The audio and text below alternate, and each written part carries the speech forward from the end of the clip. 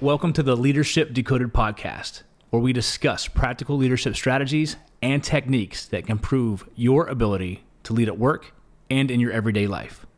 I'm your host, Dr. Will Ramey, a former U.S. Army officer and current Executive Education Adjunct Professor, Team Development Workshop Facilitator, speaker, and leadership coach to Fortune 100 companies.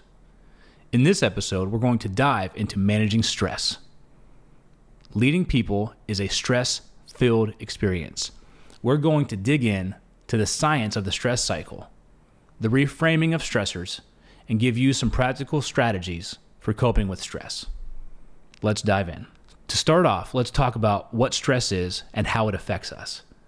Stress is a natural response to a perceived threat or challenge. When we encounter a stressful situation, our bodies release hormones like adrenaline and cortisol, which prepare us to respond quickly. But if we experience stress for prolonged periods, it can have negative effects on our physical and mental health. Stress is defined as the relationship between you, the person, and the environment that is evaluated by you as taxing or exceeding your resources and endangering your well-being. Take a moment for a second to think about your work environment. Pause and reflect. What gives you the most anxiety-producing, high blood pressure-raising moments throughout your workday? Is it your boss? Is it that coworker? Is it project deadlines? Stress is all around us in the work environment, and we are going to be able to understand more about how we see that stressor, appraise it differently, and apply some stress mitigating actions and activities. A situation is appraised as challenging when it mobilizes physical and mental activity and involvement from you. In the evaluation of a challenge, you may see an opportunity to prove yourself, anticipating gain, mastery, or personal growth from the venture. The situation is experienced as pleasant, exciting, and interesting. You feel confident in being able to meet the demands. Think about those times at work where things were tough, but you stepped up to the challenge. You felt good about what you accomplished. You overcame a roadblock. You worked with people. You led a team. You managed to achieve an outcome that no one thought was possible. It wasn't easy, but you looked at that stressor as a way to gain and move forward. As opposed to the threat stress appraisal, threat occurs when you perceive danger, anticipating physical injuries, or even blows to your self-esteem. In this experience of harm or loss, some damage may have already occurred. For instance, injury, loss of valued people around you, loss of objects of self-worth or social standing. Take a moment for a second to think about where you've experienced stress as a threat in the workplace, where you maybe have been ridiculed, belittled in front of your peers, where your supervisor acted with authoritarian or abusive or toxic leadership behaviors, where they took credit for work that you did and then put you down right in front of your boss or your boss's boss. That doesn't feel very good. The experience of stress and coping bring along those immediate effects. For example, affect how you feel, and a physiological change, and long-term effects also concerning psychological well-being, health, and social functioning. This is why it's so important to understand how you appraise stress, and as a leader, being able to set the example of taking care of yourself, as well as being the example for your team. Appraisal refers to the way we interpret and evaluate the stressor itself. When we perceive a stressor as a threat, we experience a negative, which can lead to anxiety and tension. However, if we perceive stress as a challenge, we experience a positive appraisal, which can help us feel energized and motivated. So the way we appraise stress, how we think about it, our mindset around it, that very first step can have a significant impact on our ability to cope with it. As a leader, it's important to train yourself to view stress as a challenge rather than a threat. If the first thing you think about is, how can we improve? How can we overcome this? How can we get better? versus the first thing you think about is, I'll never be able to do this. We'll never be able to achieve that. That shift in mindset will set you up for success for how you gather resources and approach stressors in the workplace. So let's talk about the benefits of stress management. While stress is a natural and unavoidable part of life, it's possible to manage it effectively. By managing stress, we can reduce the negative impact it has on our physical and mental health. Some benefits of stress management include improved physical health. Your chronic stress can lead to physical health problems like high blood pressure, heart disease, and obesity. Managing stress positively, we can reduce the risk of these health problems. Get out in nature, healthy habits, healthy diet, a little bit of exercise. These can go a long way with managing stress, leaving work at work and not bringing it home. Another benefit is improved mental health. We know that stress can have negative effects on our mental health, leading to anxiety and possibly even depression. By managing stress, we can improve our overall mood and reduce the risk of mental health problems. So when we shift how we approach stressors, we shift how we think about them. A leader's mood has a contagion effect in the workplace. Being positive, maintaining your happiness and joy, finding the silver lining in problems. But to be able to do this, you need to have your healthy habits in place so that your team can have that resonation effect of your mood as they work through challenging times together. Another benefit of managing stress is improved productivity, which all organizations strive for. When we're stressed, it's difficult to focus to get things done. By managing stress, we can improve our productivity and get more done in less time. We have a clearer head, clearer decisions, and we bring our team together leveraging our resources. We also have improved relationships when we manage stress well. Stress can make it difficult to communicate effectively and constrain relationships. By managing stress, we can improve our communication skills and strengthen relationships with others. Think about that. When you're at work and you've been stymied or had a minor blowback, how well do you reach out? How well do you open up? Who do you seek out? When your team members are looking to you under stressful situations, how are you communicating with them? What's your body language saying? What signals are you sending to your team? Finding ways to manage stress will help you stay connected and build strong relationships with your peers, subordinates, and superiors. In addition to these benefits, understanding the transactional theory of stress will help you set yourself up for responses, influencing your perception and interpretation of those stressful stimuli in work. In other words, our thoughts, feelings, and behaviors all play a role in how we experience stress. For example, we can learn to identify and challenge negative thoughts that contribute to our stress. We can also develop coping skills that help us manage our emotions and behaviors in response to stress. Overall, the benefits of stress management are numerous and vast. We can take a more proactive approach to managing stress in our lives. In the past, coping was viewed as an adaptive reaction to stress and stressful experiences. It was regarded as reactive, a strategy that was used once a stress has been experienced. And reactive coping refers to the coping model that was set forth by researchers Lazarus and Folkman.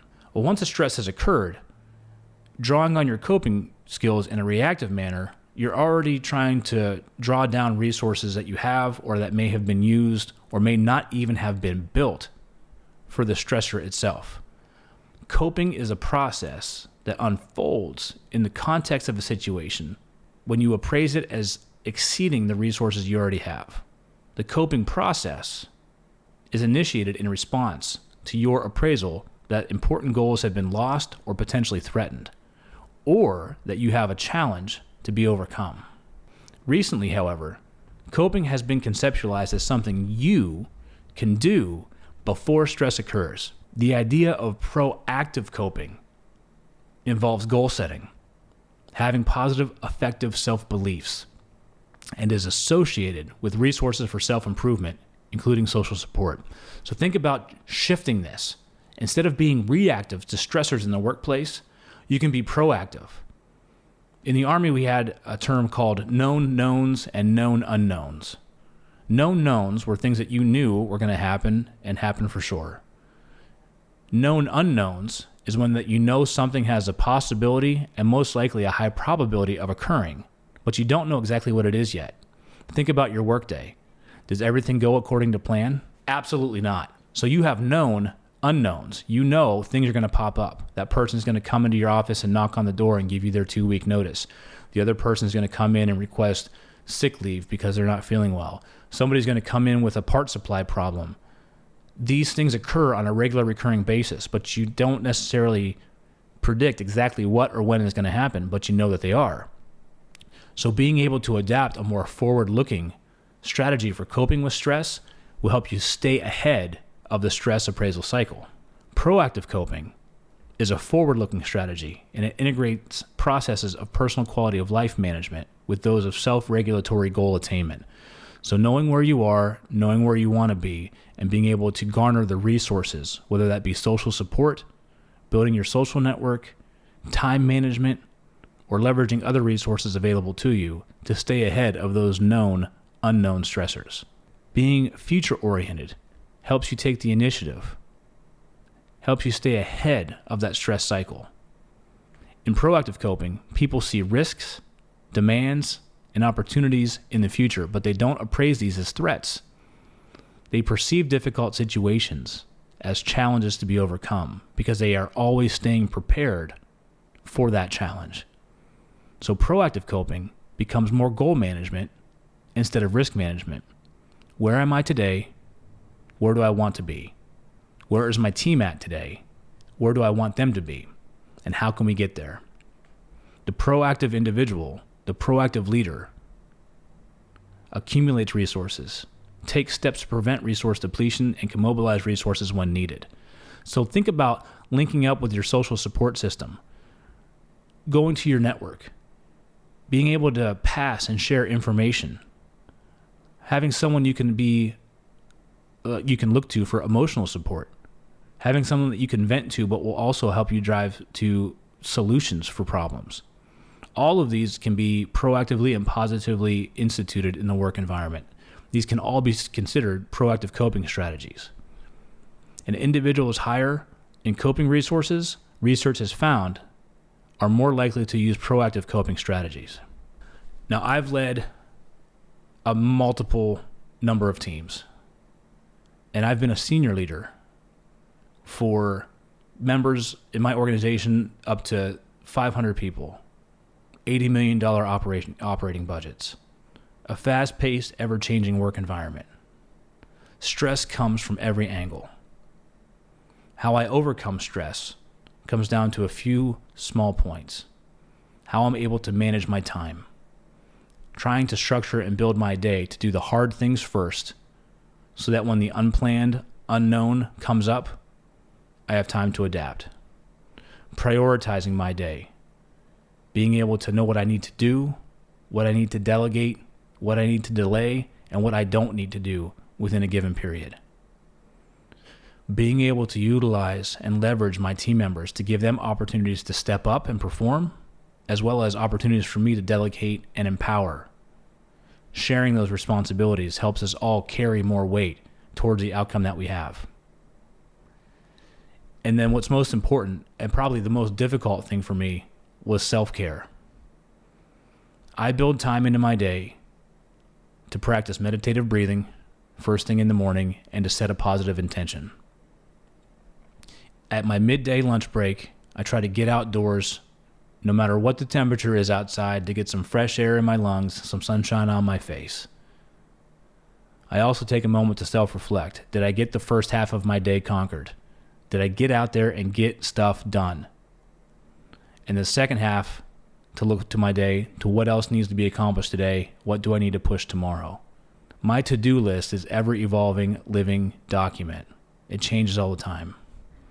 At the end of my day, I look for gratitude. Who went above and beyond? Who did something that I can reach out to and say thank you for? What am I thankful for that we were able to accomplish today as a team? I find that these positive approaches to coping with stressors, as well as being able to proactively cope and garner resources around those stressors, have led me to be able to lead in some of the most stress-filled environments on planet Earth. I wasn't always good at it. I took work home. It impacted my family life. But I'm telling you, from personal experience, these small steps, meditation, mindfulness, stress management, time management, will all come together in the aggregate to make you the best leader that you can be for your team and mitigate the level of stress that you hold as you lead. It's important to remember, getting ahead of stress by practicing proactive coping can prepare you to shift your view of stressors. And viewing stressors as a challenge can shift how you react and keep yourself in a positive frame of mind. Putting stress management techniques in place will help you stay in a positive mind, have a healthier body, make better decisions, and stay productive. If you enjoyed today's episode, be sure to subscribe to Leadership Decoded and share it with your fellow leaders. We value your feedback, so please leave a review. Let us know what topics you'd like to explore next. Stay curious, stay connected, and keep empowering your teams to reach new heights. See you in the next episode. Thank you for joining me today on Leadership Decoded. To explore more of what's happening on the stacks, head over to youtube.com/onthestacks. If you want to keep the conversation going, connect with me on LinkedIn. If you're interested in learning more about leadership and team development workshops for your organization, reach out. I'd love to have a chat to see what we can do. I'm your host, Dr. Will Ramey. Be well, my friends.